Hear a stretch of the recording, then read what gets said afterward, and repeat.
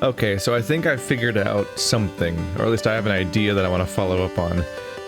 So we saw this weird stone here, the one on the left. The one on the right's just giving us stuff to look at, really. Let's bring up Notepad. Bloop. So I think they gave us a clue here. This is a bunch of text written on the screen, and here's the little fox. The phrase I said when I saw it was, "The quick brown fox jumps over the lazy dog." And I was trying to remember what the significance of that. I was like, what is that? Like, that's a phrase I've known since I was a child, and I couldn't remember what the significance of it was. It's like, it's not a tongue twister, and it doesn't teach you any kind of, like, grammar tricks. So I was like, why do I remember that sentence? And I remembered it's because it has every letter in the English language in it. So it's a sentence that has every letter in it. A, B, C, all the way down to Z, it's all in there. Which means that that's important if you're trying to translate. So if this thing says that, this text on the screen, if that says, "The quick brown fox jumps over the lazy dog," and that's what they're doing here, then what we have here is a Rosetta Stone. Like, we have a way of translating because we have a thing in the environment. It's a literal Rosetta Stone because it's actually a stone tablet and everything. If it contains every letter, then that's a translation. That implies that apparently, if that is the case, then that would also mean that this language is just English with the letters switched around, which is normal enough for like languages in general, so it's not a big surprise. But that's probably what it is. That makes me curious how it works in other languages then, if that's the case. One issue here is I need to figure out how I'm going to translate this exactly. Well, first of all, let's open up GIMP. Blank. Hey there. Use a nice solid font. Let's do impact, because that's what I always do, basically. Size 100. Caps lock. Let's do A, B. Okay, that's maybe too big. Alright, A, B, C, D, E, F, G, H, I, J, K. It's too many. K. That's not too many. There, we'll do double tap. H, A, J, K, L. This is taking longer than I thought it would. M, N, O, P, Q, R, S, T, U, V, W, X, Y, and Z. Okay. How do I want to draw out the squares exactly? I'll freehand them for now, just to make it easier for us, but in the future I'll probably try to make it look nicer. So let's pick a brush. We don't want any margin to the brush. It's too thick. I can probably work with that. Okay. Let's go up to a new layer, just so I'm not drawing on the existing one, making it easier to erase my mistakes as we go. Okay, so I've got it prepped to draw things with. That's not... I could test the translation on that. We'll keep that open for now. This is not going to be helped right now. Get rid of that. Okay. So the phrase is, "The quick brown fox jumps over the lazy dog." I can put that down here. There we go. This is efficient screen usage or something. Oops. The other screen was in the way. Okay. So how am I going to do this? How can I verify that this is even correct, but also how do I verify how to read the sentence?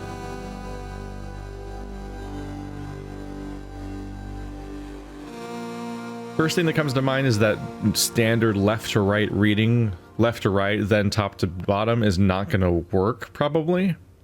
Because it goes 4, 4, 4, 2 blanks, 2, blank 1, blank 1, blank 1, blank, blank, blank 1, blank, blank, blank 1. Like, left to right doesn't make sense on the left one, or the right one, really.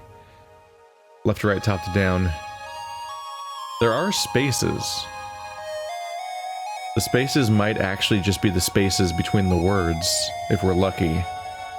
So if that's the case, the fact that there's vertical columns means that the words are probably being read vertically, either top to bottom or bottom to top. That's probably the case. Let's see. I can work with that, sure. If we go top to bottom, bottom to top, I can't verify left or right at first glance because both of them start... If we go top to bottom, both of them start with a 3-letter sequence. There's 3 here, and there's 3 here. This goes 3, then like 3, 4. Which... that doesn't really make sense either, does it?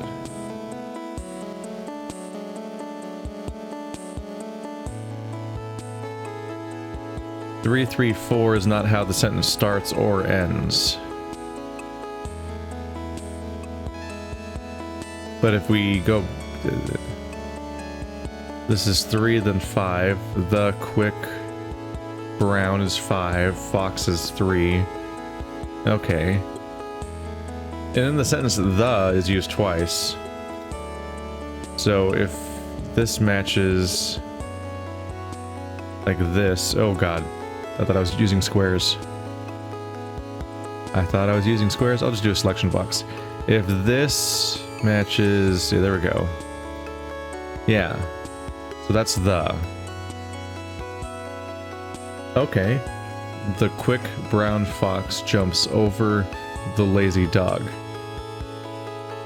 The letter counts match for all of those. That's a good sign. And that's the and the. The quick brown fox, the lazy dog. T-H-E, T-H-E. So we should be good. Oops. That should be usable. Now I just need to awkwardly try to draw them all. It's part of the process. I could do this off camera, but then you'd be excluded from the experience of whatever this is. This is kind of core to the whole thing, right? So let's see. Oh, this is gonna be some questionable mouse drawing, isn't it? So that's what T sounds like, looks like.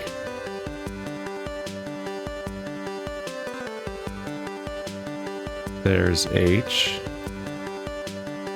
This should be E.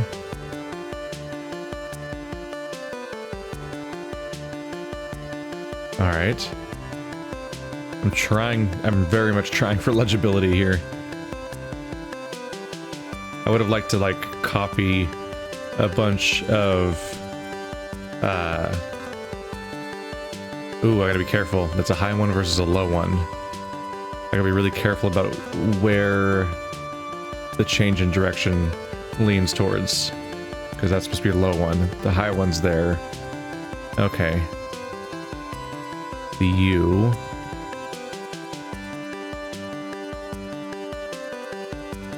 I could have copied a bunch of nice symmetrical squares in, but that would have taken a while.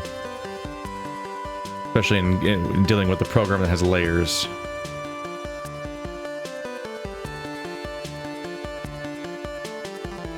So, Q, U, I, C actually looks like a C.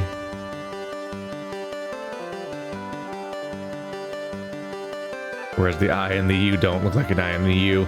The I looks like a U and the U looks like an N. But the C looks like a C.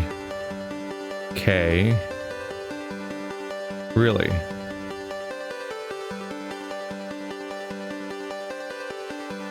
That might pose a problem later. As far as I can tell, K and Q look the same. Maybe I need to take another look with the fox out of the way, because his butt's kind of blocking it. So the quick brown. Thankfully, these are simple enough symbols that you can mostly draw them even in this crappy resolution and this awkward use of mouse. That was just a bad square. Ah, what's wrong with me? There we go. Oh, that's a weird one. Getting a little bit in the territory of like the yen symbol. BRO.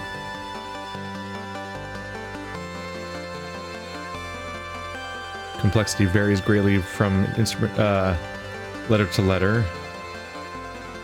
W is just a square in the corner. N. Gotta be careful and hope that none of them are like...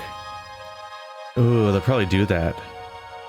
They're probably gonna have a puzzle at some point where they rotate the letters, and I have to realize that it's rotated when I translate it and it doesn't make any sense.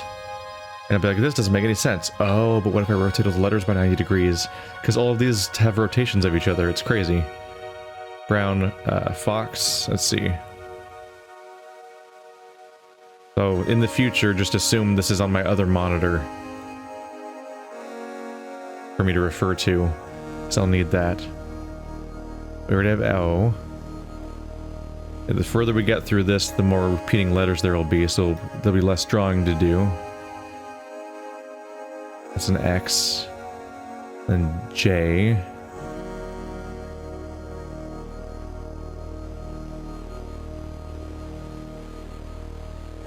We have the U already. M. Oh, that's a weird one. This is a new variation. I've got to be careful not to mess this up. There we go. P.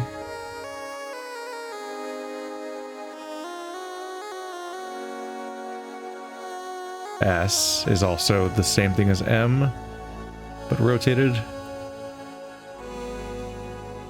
K. Over. O. V. V looks like it's literally the same symbol as U. Huh. E is over there, so we got V, R, yeah. We have the, lazy, L. So it seems we have the same thing as like Zelda and so on, where there are certain symbols that just repeat. Where certain English letters just have to share a symbol. L-A. And Z.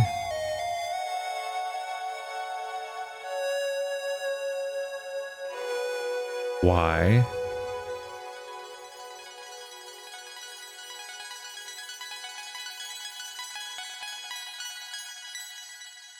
Something about those horizontals just kind of bother me. Oh, it's because the central line is diagonal. That's why it was bothering me.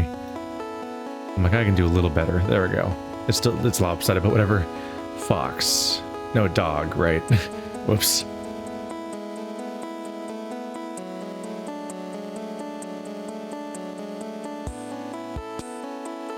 So going by counting the character counts, this should work. We counted how many letters were in each word, so this seems to be the only way that this would work. And the fact that the letter counts consistently matched throughout the thing with the specific phrase that I had in mind based on what was in the room means it probably actually is correct overall, which is a good sign. That's what we'd hope. So here we have our answer at the moment. So this becomes that. The quick brown fox jumps over the lazy dog. So I have a key now. Let's save this somewhere. Yeah, I can deal with that in a minute. So I want to figure out how to translate this now.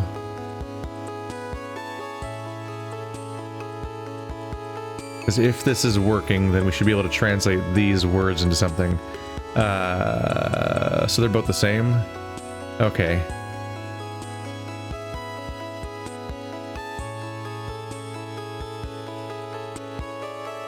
So first of all, there's the bottom left one. Maybe take a bit of searching, isn't it? D. D. Then center left. O. Then the one that looks like a B, which is T. Then the squiggle.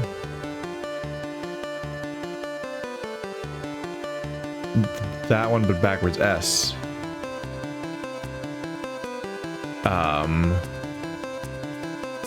Some of these repeat. Is there another one that looks like D? Or dots? Well, I mean dots is a word, I guess, yeah. What is it? Let's see what the rest of it means. Dots to... And there's the same... Oh.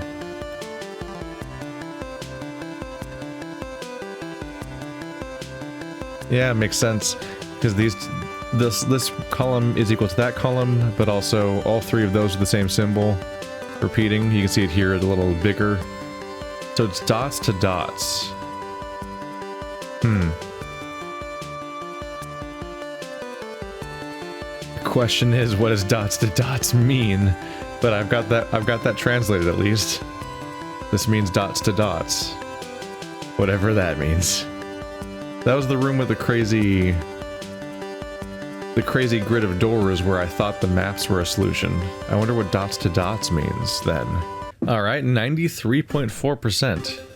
That progress, you can feel it. You can measure it. Is there a symbol around here? Oh yeah, that's dots to dots. So I'm still here. Can I figure out what dots to dots means?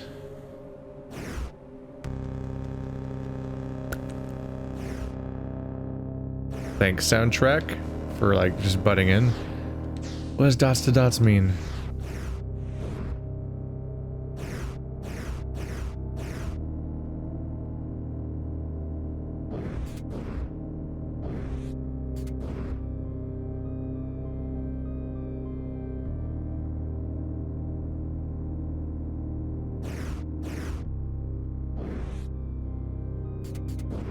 Dots to dots. It's worth noting that those are not in the alphabet.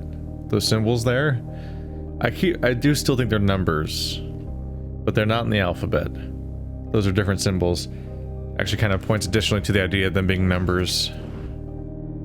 Ooh, what does that mean? Let's go back and look at that. That's... Oh yeah, it's right to left. So that's C, U, or N. No, sorry, U or V. B. Not a Z. E. Cube? It says cube. Okay.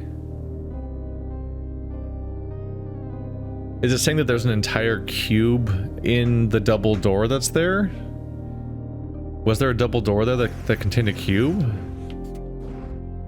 I feel like if there was, I probably already got it, because I've been reflexively getting those double square door things whenever I find them. Okay, so dots to dots. I don't necessarily know what that means, but there's not a ton to go on here. I do wonder if these are somehow involved.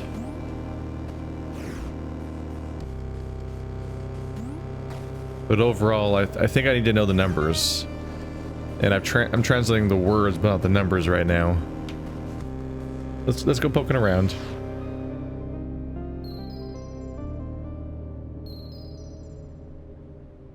Was there language at the owl that would tell me what the owl wants? What the owl wants, that's how I'm phrasing it now.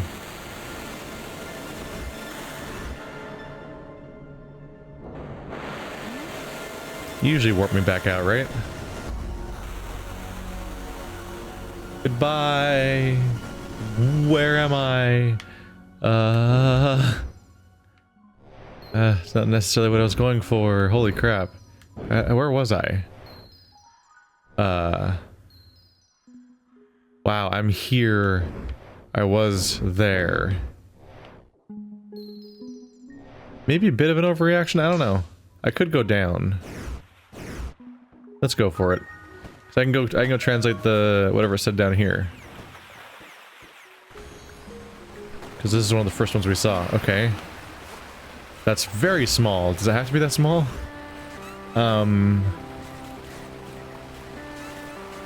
W...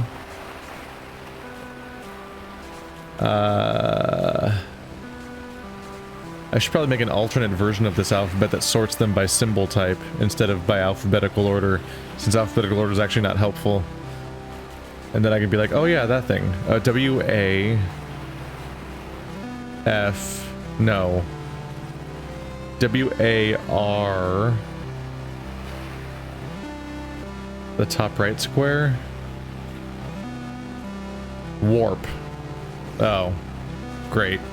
It's not helpful at all. Warp, R-O-O-M. It just says warp room. Alright, so it's just a label that says warp room. Which makes an in-universe sort of sense that it would be here, but it's not a very exciting thing to translate in this context. Let's see.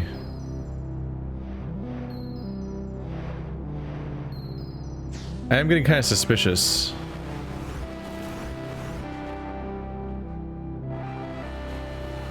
I'm getting kind of suspicious about that room that has all the things that open up. Just because I keep getting all the cubes. I'm about to have every cube. Look at that. Like, so what is this place then? I thought it was like the game was divided into fourths and you get to each of them via these doors, but that may not be the case.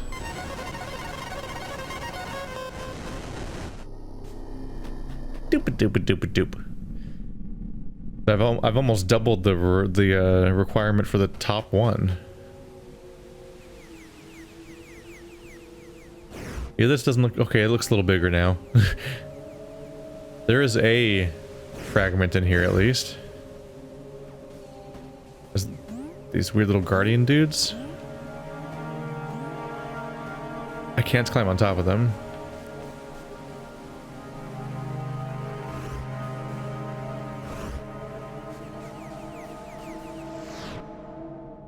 Because there is more stuff connected around here. Is it like a sequence of levels or something?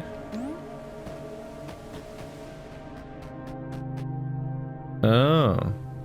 The great owl ate the carrot men or something. What? Whoa. You were just hiding there? Bwom. I cannot rotate the camera. That's weird. So, people worship. I guess people worshipped owls, which makes some sense because there was giant owl statues. It's not a big stretch to think that. Is this the door I just came from?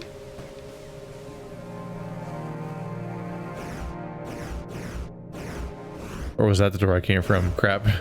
I think the purple one was the one I came from. Yep. They hunted, I don't know, square creatures. I guess that's what the people look like. Hey, little guy. Ew. Don't poop your freaking silk at me, you silk pooper. There's no indication of there being a fragment in there. A shard. A shard.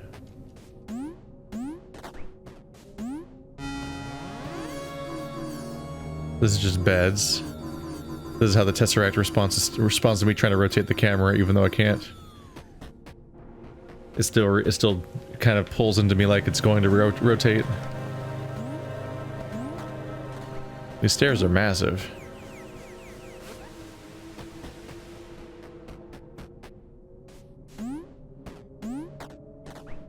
Just hop on in. What could go wrong, right? It's just a little pot for cooking me. No big deal. How many fragments are left in the game if a bunch of them are in these things? I might be really close to completing the gold version at least. Didn't realize what I was looking at for a second there. The entire interior of this room is overtaken by the void.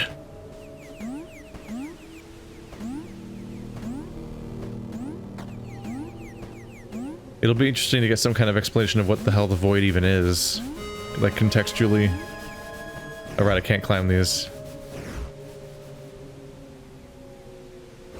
I mean, that's probably it. All right. Oof. All right, well, that's too high. Good to know. But that wasn't, apparently. Huh. So we saw the ruins of a now defunct group. They're all wiped out.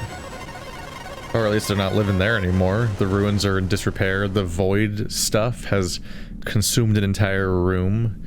They used to worship owls, I guess? I just saw the skybox rotate. That was trippy. What? Do we live inside a simulation? Is the sky failing to render and we're actually in a simulation? What the hell? What? Alright, well, let's start translating, I guess. This sign next to me says N. It's N-U-Z-U. Nuzu? What? That didn't help me at all. Nuzu. Okay.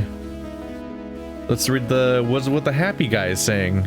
The happy guy's gotta be saying something nice, right? So, the top left one, that's W. W-A. W-A-T-C-H.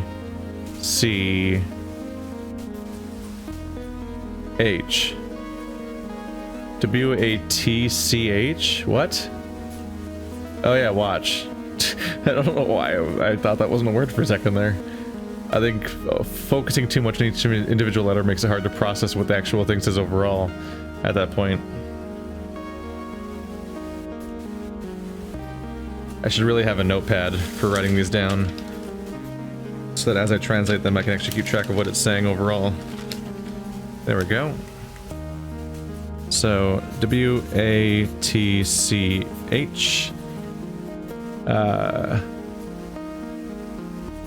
O.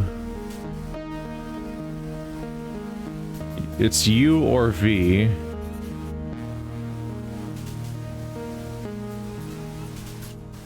T. Oh, it's watch out. Okay, so cross out the V. The V. Watch out. Okay, that's an R. Is the third letter.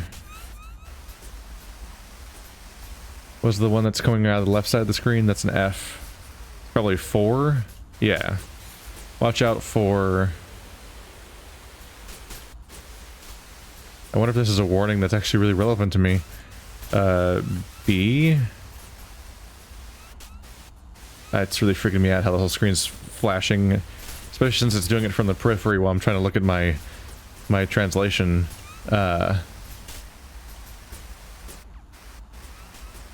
Oh. Watch out for... I'm guessing that's black. Yeah.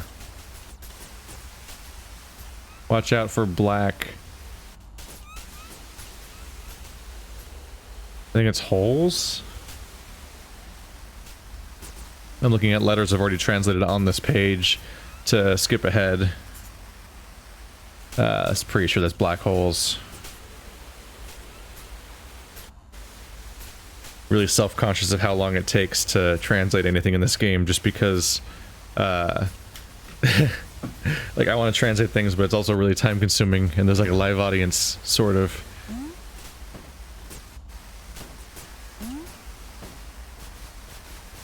That one's interesting. So it's H-O... I almost said H. That's not right. F-O-O... Food. Oh, they're selling food here. So overall, it's a pretty straightforward, like it's merchants selling pretty basic things all around and whatnot.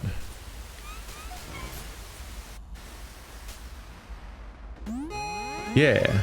Ooh, I can rotate this one. Oh, it's showers. It's a bathroom with showers. Did I miss the first floor door? No, there just wasn't one. Nope. There's one hiding around here, though. Yeah, there's a giant neon owl sign, reinforcing the idea that they do worship the owls. They're just everywhere, staring at us like that one obey image. Alright. A boiler room?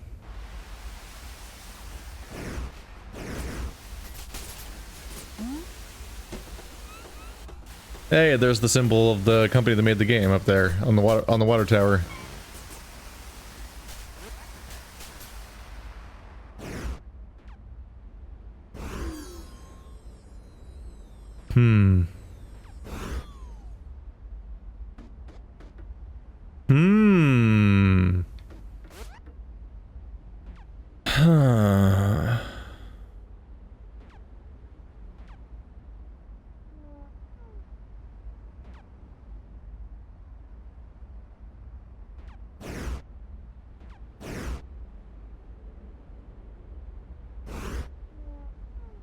So that vertical tower is a series of Tetris blocks stacked on top of each other. That's the takeaway. So that's how you're supposed to decode it. You're supposed to break it down into Tetris pieces. Which if you start in the middle, it might be a little more confusing, but if you start from one end and work your way through, it should be pretty easy to tell because, you know, all Tetris pieces are 4 pieces. So you can pretty easily set them apart. It shows a guy, I think he's reading, because in the top left corner of that screen, he is clearly reading his way through. Yeah, that's the vertical writing. That's what it looks like.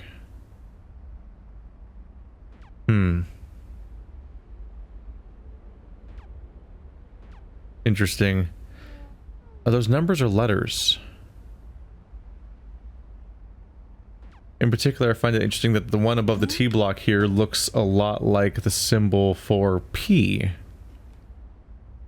But those ones don't necessarily look like anything up there. Or they kind of look like the ones that are just like U and V and C and so on. I'm not sure. If you read the negative space, it kind of looks like a letter, like the ones that have the cup-shaped icons in them, but if you just go by like a square with a line in it, then it might be a numbering system. It might be a numbering system. Whoa. Is that the globe? That's the globe. Everything's so damn cubic and square in this game. The actual literal planet is itself a cube. Which means that the map projection, because there's always these arguments about which map projection to use for the Earth and stuff like that. Do you squish it out, or you do peel it out like an orange and show a bunch of different weird slices, or so on? But if your planet is literally a cube, then you just unfold it like a dice. Like the top and bottom clearly have ice caps on them. And just to reinforce the idea that that's writing, here's the vertical writing over here. So that is the writing. Look, a scale. Eh. That's just a proper map. I don't know what to make of this. Exactly. But, yeah.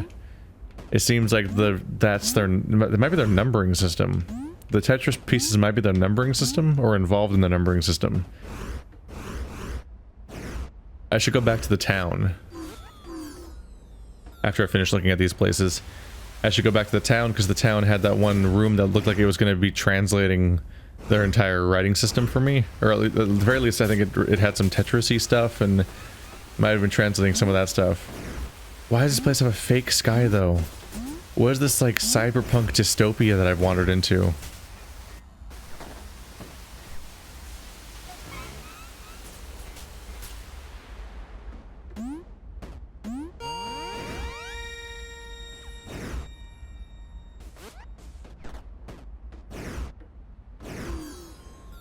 Just a chill little workspace.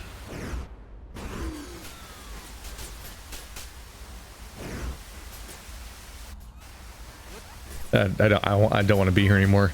I want to get out. I don't like the glitched out sky. It's just uncomfortable. This is bunks. This seems to be the most urban location we've seen so far for this setting. Like there's neon lights everywhere. There's like shared sleeping quarters. Kind of like some kind of hostel or something, or a bunkhouse. There's advertising on the walls. Like this is what, it's probably why the sky's glitching out. It's probably a shitty place to live, so they put up like a fake sky to try to make it seem like a better place to live. There's some interesting little weird world building. I don't think we'll ever get full answers for this stuff, but it's kind of indicating at something, kind of. Yeah, up top you can see an image of the weird stacked building, whereas that one was the ruins, and this one has that for a symbol. Guess we'll see what that means.